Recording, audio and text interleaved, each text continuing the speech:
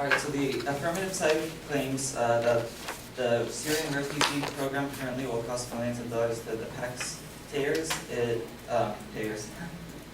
It also claims that violent crimes have increased in other countries and that the vetting process is not reliable, and that the refugees that come here are not, they still show allegiance to their home country, and also about the terrorism increase. And yeah, so first I would like to start that off by stating that most of the refugees that come here are required, in fact, to pay an increase for the taxes as well. They do receive a reward, and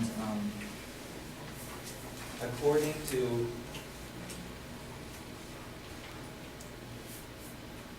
okay, so and they're also willing to work, which is what the affirmative side claims, you know, the taxpayers. So they are willing to contribute to the society. So one example is this comes from an interview of David Beyer, an immigration policy analysis from Syrian refugees across the United States just want to contribute economically.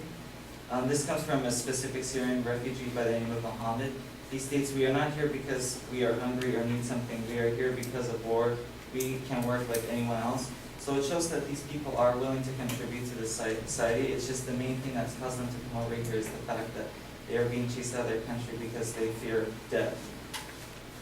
And additionally, it said another Syrian refugee states that we came because we did not want to lose our life, not for money or welfare. So we see that some of these refugees do not necessarily come here just for the taxpayers, and that they are in fact willing to pay taxes. In addition to the violent crimes issue, it is claimed that the vetting process, which he claims is not significant, the vetting process currently works very significantly. The average processing time is 2 years, according to Lavana Lemon of U.S. Committee for Refugees and Immigrants. And this was posted in 2015, so we can see how this is a long process. And going on top of the terrorism idea, if the terrorist was to come to this country and they want to come through this process, this would be a very slow process for them. There are much easier methods for them to come to the country other than the current refugee program. So that takes potentially like it states right here, 2 years at least. So the vetting process also has proven that since the refugee program has been screening people, that the history, okay, this comes from David Beyer in Immigration Policy Analysis, Syrian Refugees Across the United States Just Want to Contribute, from the same article I previously referenced.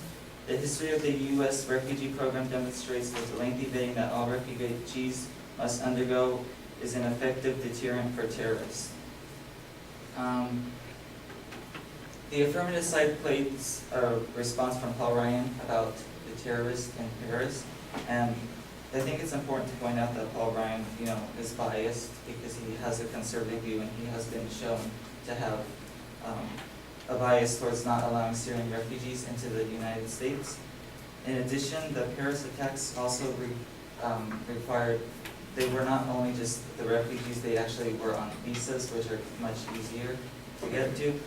And also, as a response to the violent crimes, which the affirmative side claims in the European Union, and this is a very different process than what the refugees must undergo in order to come to the United States. It's much looser, and obviously they don't have like the physical water barrier that we have to come to the United States. And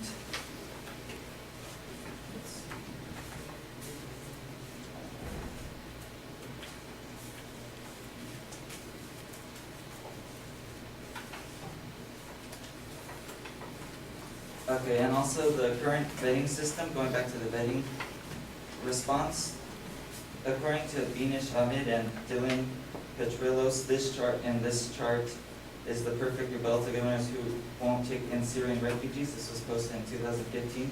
The program emphasizes on admitting the most vulnerable refugees, including widows with children and elderly and infirm, who are unlikely to pose a threat, she stated in an email to Think Progress. So From this, we can see that that these Syrian refugees, along with the vetting process, they actually do undergo a long process, and that they're not just letting anyone in. It's a careful screening that, like I previously stated before, happens over the course of 2 years.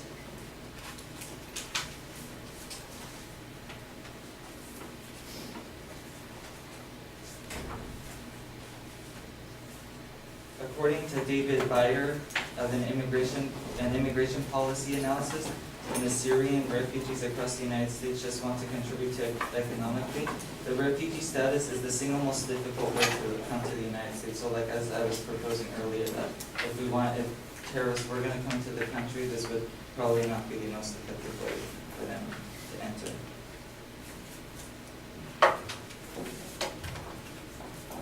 Thank you.